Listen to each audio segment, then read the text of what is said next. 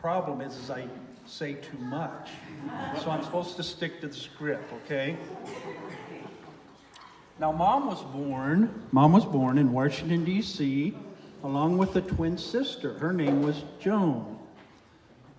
Joan was not expected to live, but the persistence of their mother brought a different outcome. As you can imagine, growing up in Washington was a very different life from Nebraska, especially during the Depression and World War II. Mom's father was an officer in the Navy, and after retirement from the Navy, worked at the Smithsonian Institute. Now, one of the memories you spoke to us about was witnessing your mother become a U.S. citizen. Can you tell us a little about that? My mother was born in Brighton, England, and when she was about 14, she had another sister. They would go out on the streets and sing and dance. And there was a man that was watching, and he had a troupe, and I can't think of the name of it, but of singers and dancers, and wanted to talk to their mother. And so that 15 and 14-year-old, the man gave her mother money, and she was one of about 7 children.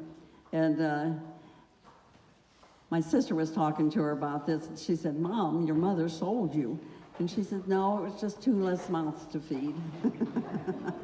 I guess you had different attitude then, but my mom traveled all over Europe with this troupe, and my dad was born in Virginia and then grew up in Washington, D.C., and he went in the Navy when he was about 18, and he was there, and this was just before the First World War.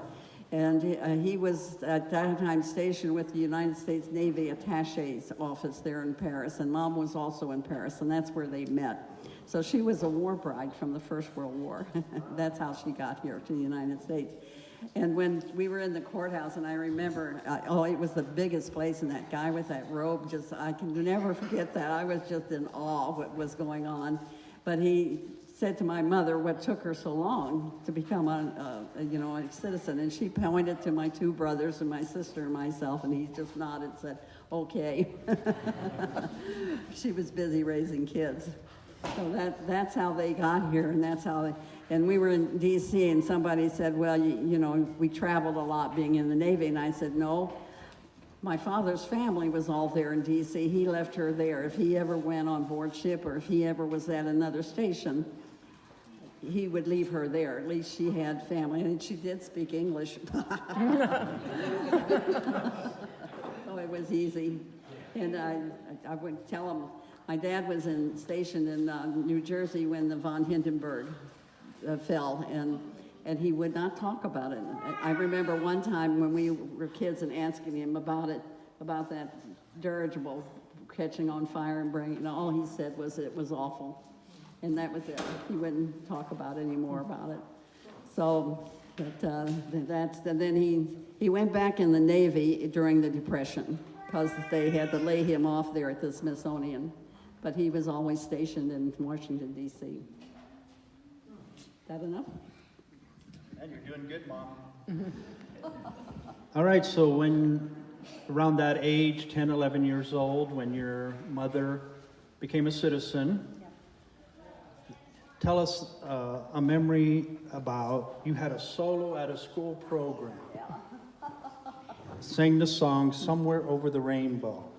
And it was a special day because your parents came and actually got to hear you sing that. Can you... Gary and Pam came that evening, and I sat there and I sang that song word for word, and Pam even said I had the tune pretty good. And all Gary said, "Mom, that was 80 years ago." And I thought, don't ask me what happened yesterday. We went to, my sister was not a well child, and so the doctor said, "You have to move out of D.C." Oh, can you imagine? This was back in about 1938. It was a lot of smog. Wow, they ought to live there now. And so we moved out in the country, Oxon Hill, Maryland, and that is just another suburb of Washington, D.C. now. But that time it was country, and you people that all grew up here in Nebraska, I knew what, it wasn't a one-room schoolhouse, it was a big building. And I remember a big white building. And they were going to have a family night there, and then they decided that it's kind of like a PTA meeting, but a little bigger. And we have a talent show. And I just told my mom and dad, I'm going to sing Somewhere Over the Rainbow. And all I remember really was when I got up there and looked at, like sitting here and looking at this room full, I remember being terrified, but I did it. I sang that. And it's always been very special to me. So. Right, so we asked Mom if she wanted to sing it. So we're going to have Grace, our granddaughter, her great-granddaughter, about the same age, is going to sing it.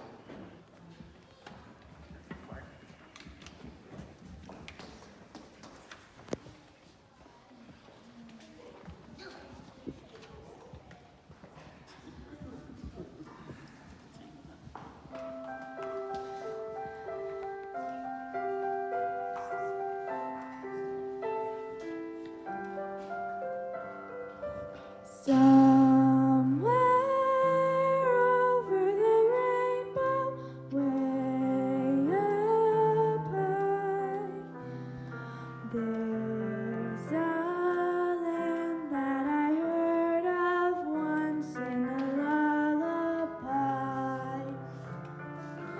Somewhere over the rainbow, skies are blue, and the dreams that you dare to dream really do come true. Someday I'll wish upon a star and wake up where the clouds are far behind me, where troubles melt like lemon drops away above the chimney tops. That's where you'll find me. Somewhere over the rainbow, bluebirds fly. Birds fly over the rainbow. Why then, oh why can't I? If happy little bluebirds fly beyond the rainbow, why oh why can't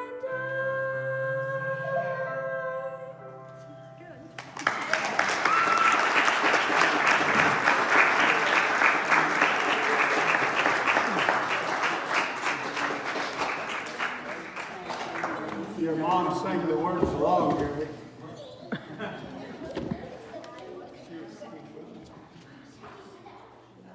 So Mom, I'm sure you had a dream that you would marry a serviceman. How did it happen? When we moved into Washington, D.C., Dad was driving, it was too much driving in and out. And so we moved into a naval, kind of like a community housing project, it was called. And we knew growing up, all of us were Navy brats, and we knew that marrying servicemen, what that meant, and all the bad things. And we all promised we would never, and we were just surrounded by service, everything, you know, Navy, Army, and Air Force, all of these around Washington, D.C. And I think most of us did marry Navy men. I had introduced my best friend to a young sailor I was bowling with, and I remember telling him that, telling her when we went, I said, just don't pay any attention to Eddie, he just talks a lot, he's just, he's all mouth. And she told him what I said. And his whole intent was to introduce me to every sailor he could find. He was going to pay me back, and he got the job done. He introduced me to Carolyn Rihanek. And Stan was the only sailor that kept coming back to D.C. They were stationed in Norfolk, Virginia. And I laughed. I didn't say Norfolk, I said Norfolk. And it was one of those. And then after 4 years in the Navy, they wanted him to go into officers candidate school. And I said, well, if you go, you're going alone, because I've had enough of the United States Navy. So he said, no, I want to go home and farm. And so we came back home to Nebraska, and that's how I got to Nebraska. Okay, so I think I was, 6 months old when you and me came to Nebraska to stay with He was Stan's parents. He was shipped to the Mediterranean. Yeah, so you went to the farm. So I don't remember your first impressions, but I'm sure you had a few. Well, we got married in July, and none of his family, being farmers, could come because they were all busy. So when we came home on our honeymoon, I had never met any of them. And so we drove out of South Sioux City and turned onto this gravel road, and we drove for a while. And finally I said, well, Stan, whose lane is this? And he looked at me and he said, Carolyn, I'll have you know this is a state highway. Well, where I lived, anybody had a lane, it was a gravel road, and I thought, okay. And we're driving along, and I said, well, they sell a lot of dishes here. Whatever made you think they sold dishes? I said, well, all but Poland, China. If you don't know, it's a breed of hogs. That was the beginning. It gets funnier. My first impressions, of course, was, being a lot of cement and all, nothing but farmland and farmland and farmland and gravel roads and gravel roads. It was kind of overwhelming at first, but after a while you learn. And his mom and dad were fantastic. We lived with them, and then they had a small house on the farm, and they redid that so we could live in that, and that's where we went when Bill was born. Okay. You want more? Well, so when Dad did come back, right? You and I were on the farm with his parents. I get confused because I'm a grandpa, and the grandpa thing just gets longer and longer. So, but anyway, what was Dad's plans? What was he really wanting to do when he come back from the Navy? Stan always loved working with livestock, especially cattle, and he wanted to ranch. So we were just going to stop there, and we had what little furniture we had shipped there to his mom and dad's farm. And when we came there and came into the house, his dad was in the bed. He had had a heart attack. There wasn't anybody there. His brothers, sisters, nobody had. Quite a few of them still lived in Pender, not far from there. And he just changed clothes, got in his jeans, and went out and started farming. Dad had hired a hired man, but the young man could see that all the work was going to be his, and he just never showed up anymore. So that's 31 years we ended up there. Just a quiz, what state was Mom born in? England. No? She wasn't born in any state. District of Columbia is not a state. Trick question. Oh. All right. So this will be my last question for you. So at what point did you decide or know that you needed a Savior? My mom and dad, maybe being in the service so long, did not belong to any church. But they got so that, of course, my twin sister and I guess we were cute kids. And I said I was raised interdenominationally. Anybody wanted to take us to church? My mom said, sure. And I remember one Baptist church I went to. Boy, those Baptist women, they teach you the scripture. And I thought then this was something I'd never known before.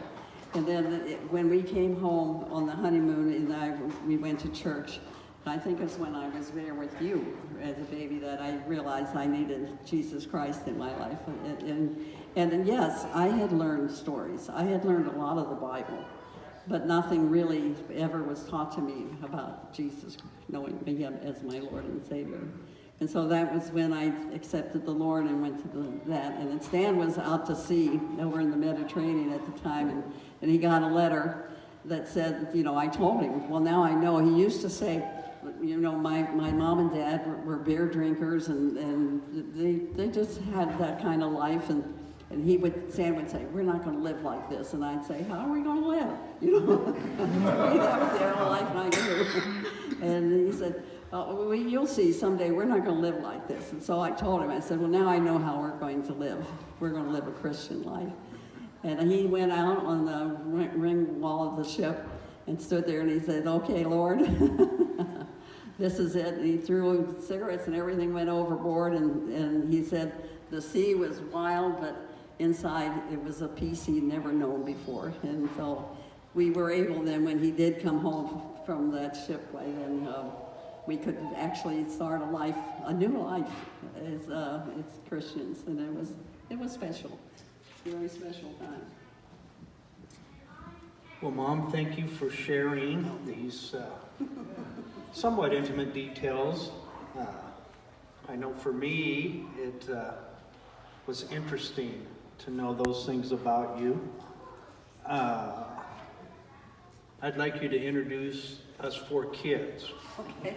And then each one of us is going to say, hopefully something, or maybe we'll say nothing at all. That would be a first. That would be a first.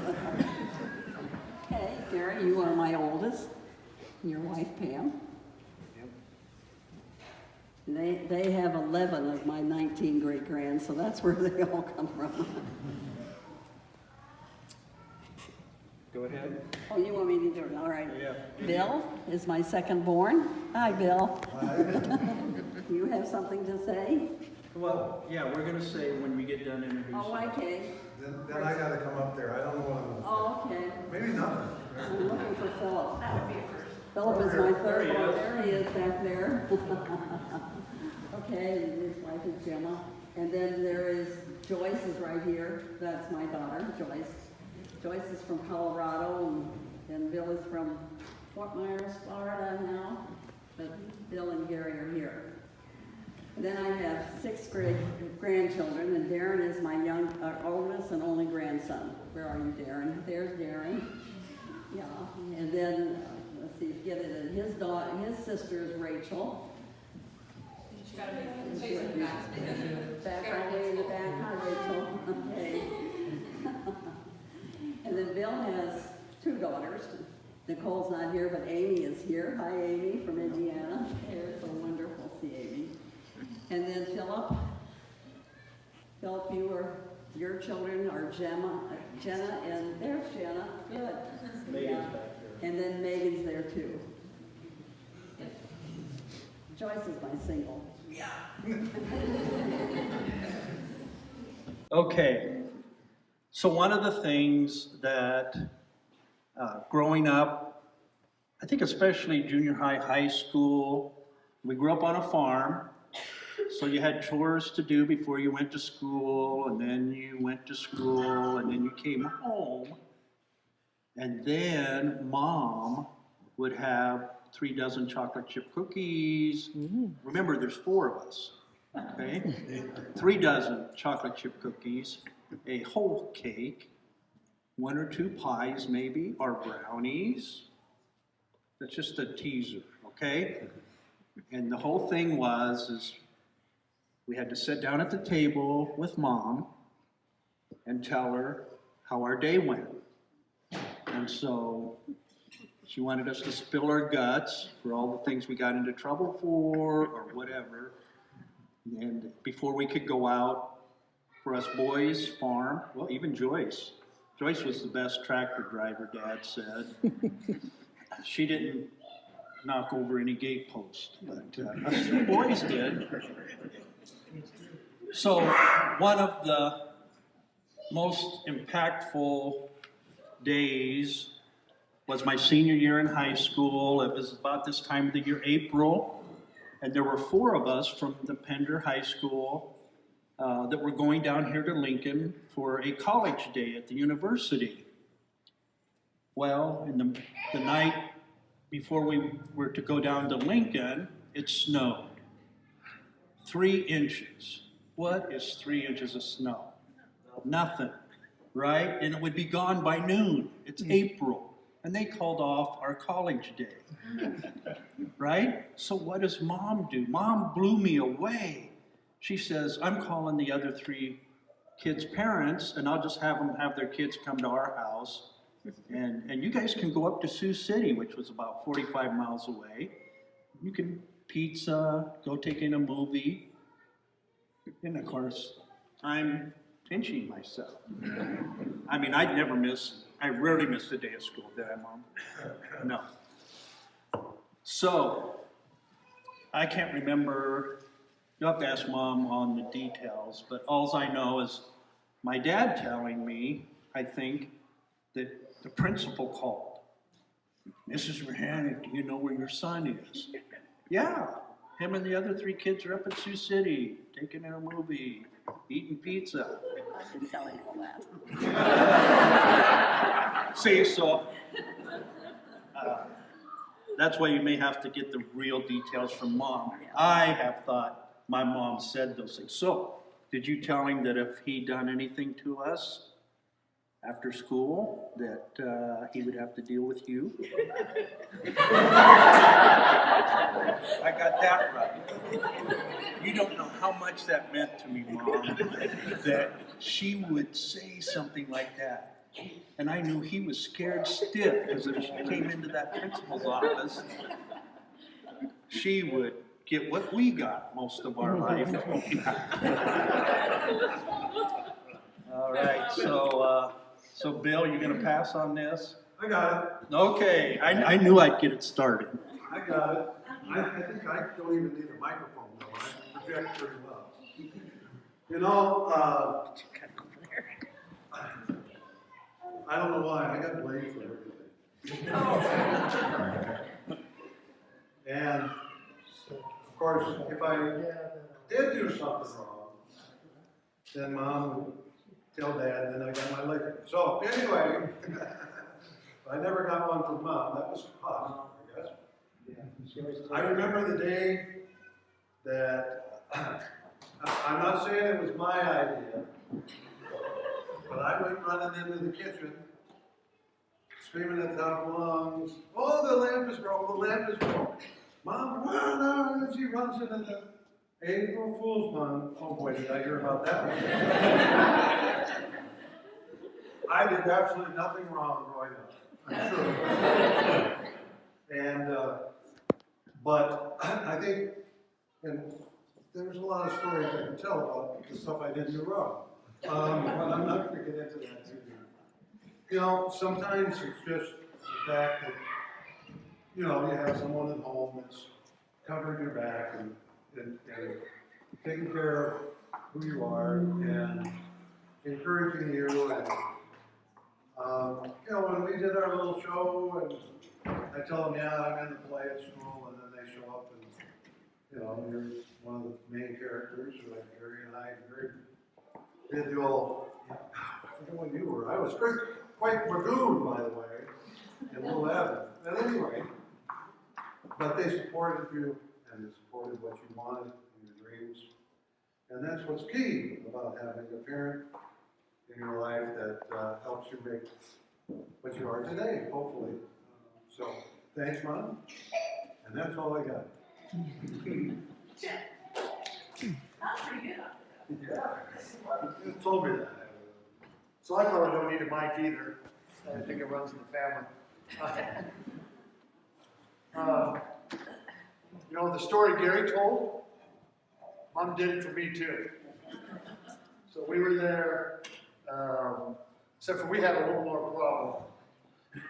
We were all supposed to go. We were supposed to come down to Lincoln for something, and it was January. My birthday's in January. And they canceled it. And so I said, you know what? I'm not going to school. And there's about 5 kids around me. You're not going to school? I said, nope. I said, I'm going to go call my mom, tell her I'm not going to school because we're doing this. Going to go do something else. And they said, well, we'll go with you. So we went over to another house in town because one of the kids that was with me, it was their house. Well, by the time we got there, everybody in my class was there. The word had spread and said, well, they're not going to school. We're all standing around in this kid's house. I mean, I think there was 60-some in my class, so just about a group like this. And the 4 or 5 that were with me, I said, you know, we need to leave. The school's going to start, and they're going to figure out we're not there. And so we jumped in our car, took off, and I had a car that wouldn't hold as many people as we had, so we stopped at home and got the family car, so we'd have enough room. And we went to Sioux City, and Principal Wanzer called you, and I think the question was the same one.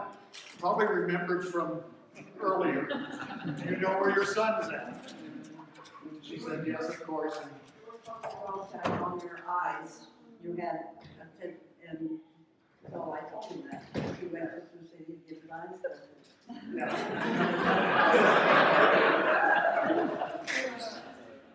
Good cover, Mom. I needed plenty of friends to help me out. So anyway, Mom covered for me the same story. I was funny hearing I didn't know Gary had done the same thing. And we were talking about that today. And I said, well, that sounds familiar. And but no, I was the third boy. I was the one that was the guinea pig.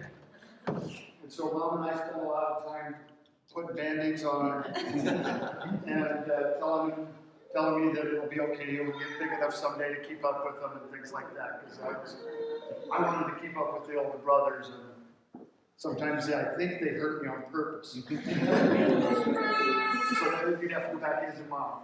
Figure that out. Only took me 60 years. It was just Gary, because Bill never did. Yeah, Bill never did anything wrong. I understand. So, but no, it's great to have Mom, and she's true. When we grab a cookie stack like that, you'd be surprised how many cookies you get in your hand when we come home from school and sit and talk about what we did, and then it was time to go out and do chores. So. Oh, now I don't know what to say, because I didn't go to college, so I didn't get a college today, so she never covered my back because I was actually the one that did no wrong. Okay? And I forgot to say I was in favor. I'm No, sorry. I was supposed to say that I'm mom's. Sorry. I'm mom's favorite girl. Okay. Dad's best farmhand. I remember in school, since I was the last and the youngest and the only girl, that yeah, I probably got a little bit more than the boys, but then I got my best because I would be and Phil would still be the one, Dad sitting there and goes, just pop it in, Phil. And Dad and Philip would say, that's my little sister. Yeah. So, but I was sports choir band, and I looked out and there she was. Every single day, she was a loser. So, that's my background.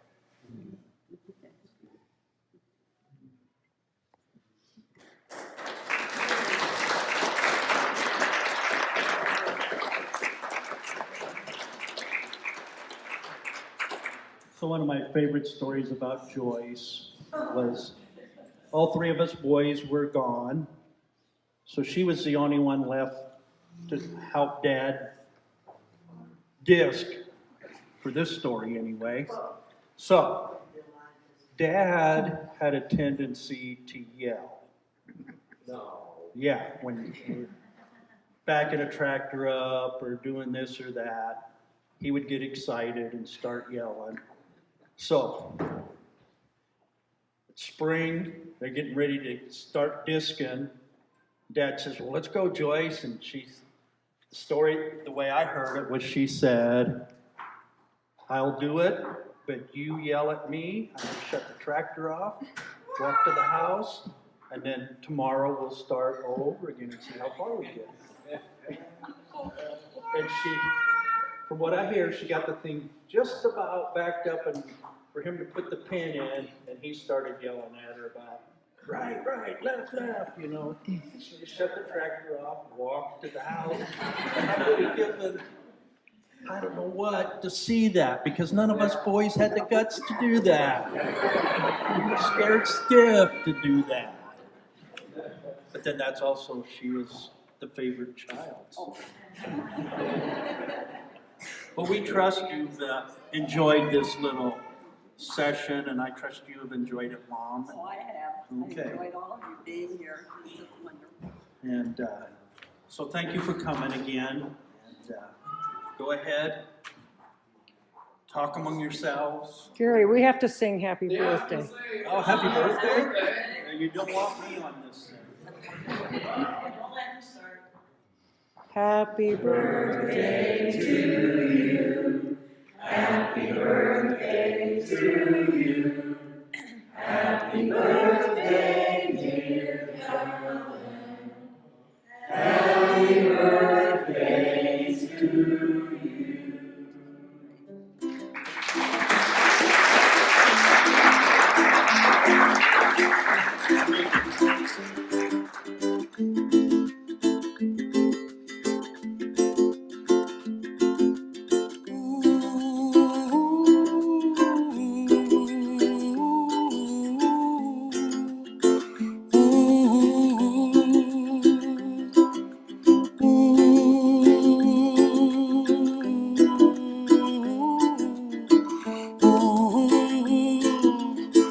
Oh, somewhere over the rainbow, way up high, and the dreams that you dream of once in a lullaby. Oh, somewhere over the rainbow, bluebirds fly, and the dreams that you dream of, dreams really do come true. Ooh, someday you wish upon a star, wake up where the clouds are far behind. Be where trouble melts like lemon drops, high above the chimney top. That's where you find me, oh, somewhere over the rainbow, bluebirds fly, and the dreams that you dare to, oh why can't I?